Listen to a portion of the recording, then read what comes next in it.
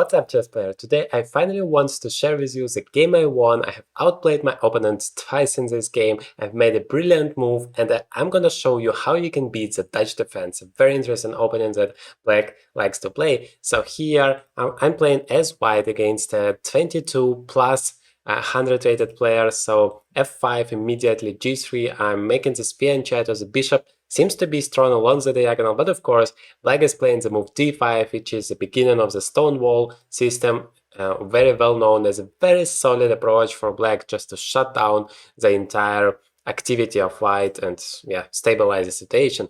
But I have came up with a plan here to attack on the queen side, so maybe remember it, because if you are able to get some weaknesses, some targets here, for example, this c6 pawn, if you play b4, b5, then trade the pawns on c6, you're gonna get a target for yourself to attack, and that is very good because, well, it's gonna be very difficult for your opponents to deal with that. So that was my plan here, and of course my opponent wants to stop me, so he plays the move a5. And you need to be very flexible. If you want to be strong in chess, you need to be flexible to connect different plans together, because if you just have one idea, then it's going to be simple for your opponents to deal with it. But if you combine those c5 ideas, bishop f4 is a very well-known idea here to exchange the dark squares bishop and make control of those dark squares afterwards. If you can combine all of those things, all of those methods, then you're going to be able to outplay your opponent. So I needed not just to normally proceed with my plan a3, but to play c5 immediately. I somehow underestimated this move because it didn't really seem logical for me. I wanted to still remain the position complicated, so maintain some difficulty. And when you play c5, you're making it more simple for your opponent. That is what I thought. So let's see, knight to e4, now queen to c2. I need to defend my knight on c3, obviously, before playing the move b4, because that would be such a painful thing. You continue your plan, you don't look at your opponent's moves. That is what happens in my students' games so often, that I'm teaching them some plan and then executing that, and then they're coming to me, analyzing the game, saying like, you have taught us that, how is it possible that I still lost the game? And I'm always telling them, well, you can't just blindly execute your plan. Always need to pay attention to your opponent's ideas, threats. In this case, it's very obvious, of course, after b4, the knight is not protected. But in some other cases, that could be more difficult, more complex. So the main thing is to always pay attention to what your opponents are doing. You're never playing chess alone. So once your opponent is making a move, just forget about all of your plans just for a second and take a look at this move. Like, what has changed in the position? And so that is what I did, queen to c2, and now queen to e7. My opponent is stopping the move b4, at least it seems that way, because he has more attackers than I have defenders. But you can see the computer doesn't care. He says, you can still play b4. And I wasn't a big fan of this move, because even after that, it's still not clear what I'm getting. So the comp says, you need to take on e4, which that alone, seems completely counterintuitive to me. Of course, I was calculating something like that, because if, for example, I'm winning the bishop immediately, that would be great. I would go for it. But here it's not that simple, as after bishop to g5, I'm attacking the queen. Of course, if you go to d6, then I'm playing c5, and white has a huge advantage. But after queen to f7, that's not that simple. The knight is hanging. If you play knight to e5, there is queen to h5, attacking the bishop on g5. And the computer says bishop to f4, bishop to d6, and claiming the advantage for white, despite being a pawn down. And that is, from a distance, is a very non-trivial thought. At least it was for me. So I wasn't going to sacrifice my pawn like that. And I'm still not sure what you do afterwards, how you prove that you have some advantage in that final position. I just played the move bishop to f4 to just eliminate that attacker to be able to play b4 after all. So b6 has been played. I also thought, as the engine says here, that it was kind of an inaccuracy because it creates another weakness, and what is very important, it doesn't develop any pieces. And you remember, the player who is not developing the pieces almost always loses in chess, so please pay a close attention to it. develop all of your pieces as fast as possible, as active as possible. So here I tried to attack those weaknesses immediately. Notice that this c6 pawn is also vulnerable now because the pawn on b7 was protecting it. Now it's not, so I might be able to use the square, for example, after c takes d and queen c6, here after knight to d7. So there are so many different variations I have calculated here and came to a conclusion that the best one is bishop to d6, then knight takes, and now c5. Of course, I can take on b6. That was my main idea for a long time, but then in the end of calculations, I thought it's better to play c5 immediately, so that this knight on d7 stays passive there. So takes, I took with a knight, and the idea is if you take with a knight, then I take with a queen, of course, and then you have exactly the target I was telling you in the beginning of the game. It's very important to create this target, to create this weakness in your opponent's camp, and then all of his pieces ought to defend it, ought to be very passive, and you have no chances for any counterplay as black. So that was my dream, of course, but my opponent is having his ideas reasonably. So knight c4 here, a very active move. I go back with knight to d3, bishop a6, rook to c1. Now I came up with a plan. I want to play the move b3, but my problem is if I play b3 immediately, not only I lose the pawn on a3, but it's also a pin and I lose an exchange.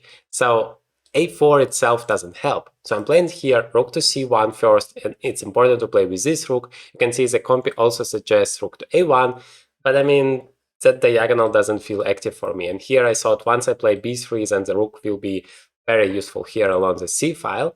So now I want to play a4. That would be the second thing, and then finally b3. And I didn't really see any ways for my opponent to stop my plan.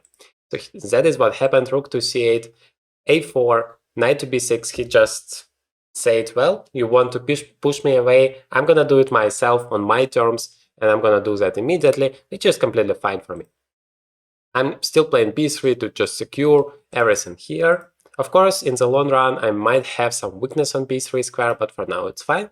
And now bishop takes d3, and here is a very fascinating moment. I ask you to think here whether you're gonna take it with a queen or with a pawn, because I was very surprised with the engine evaluation here. So I made the move e takes d because it was so clear it's better for me.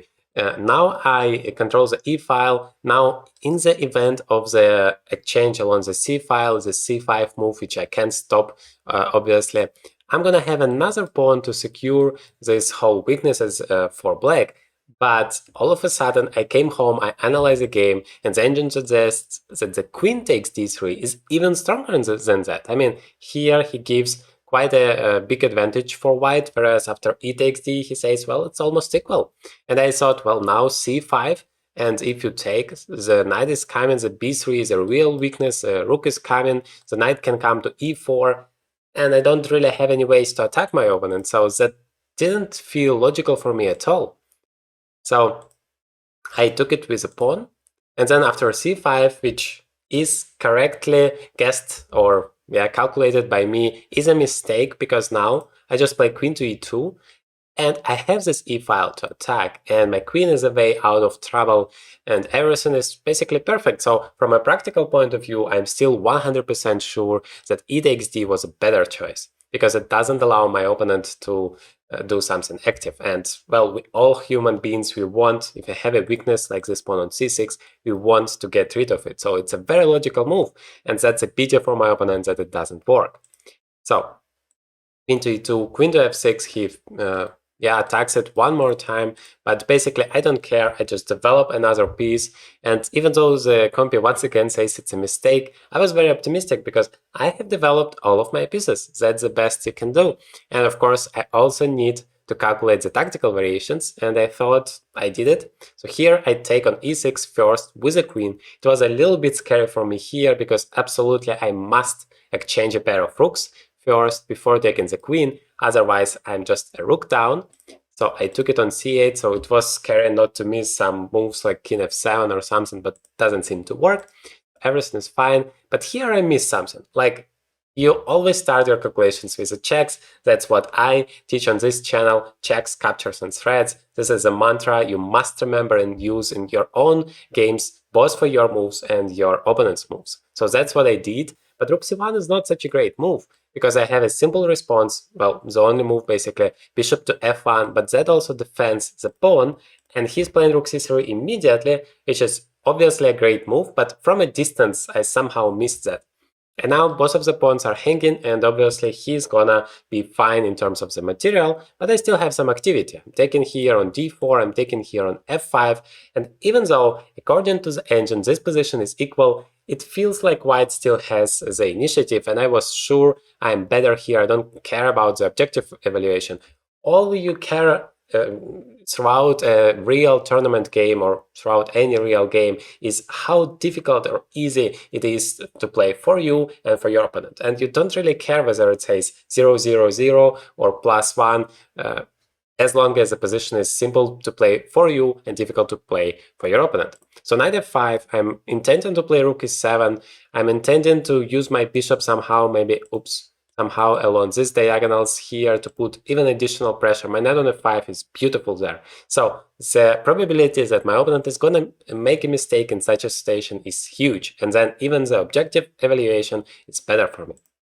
And that is what happened immediately. King to f7 seems like kind of a logical move, just bringing your king to the center, but that's a mistake because I just play rook e3 and I save the b3 pawn. So the rule is very simple here.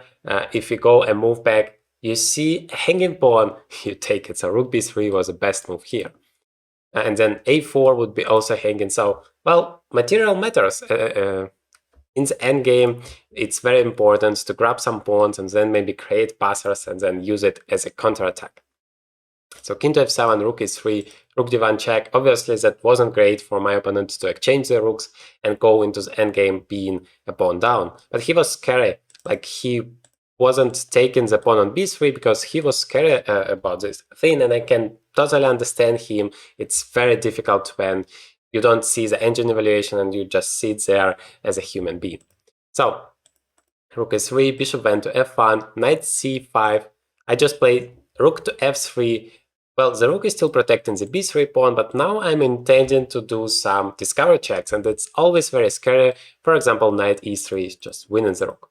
So rook to b1, now he's getting back to the right idea to come to take this pawn on b3, but I just don't allow that because I have knight to d4. Not only I protect this pawn, but also I block this passer on d5. And you remember that the knight is the best blockader, so the knight on d4 in the center of the board controls pretty much everything. And now after king to g6, I'm making just king to g2 first. I'm making sure that there is no pin here and my bishop is ready to join the attack.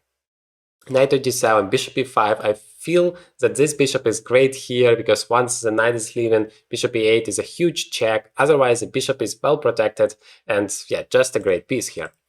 Knight to f6, well, he's controlling the e8 square, but now comes the brilliant move, so please feel free to stop the video and find the best move for white in this position.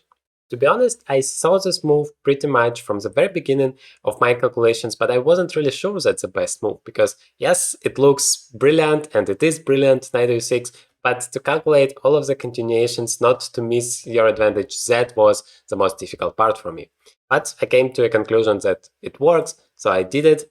The tactical justification is, of course, if you take, there is bishop to d3 and I'm winning the exchange basically, but after knight to e4, which is a very reasonable move now covering this diagonal, I have bishop d3 still. Once again, you can not take this pawn on b3 because of bishop e4, discover check, and you lose your rook. So rook to b2, but now knight f4, another check. That was still the variation when I played the move knight to e6, and I am taking the pawn on d5.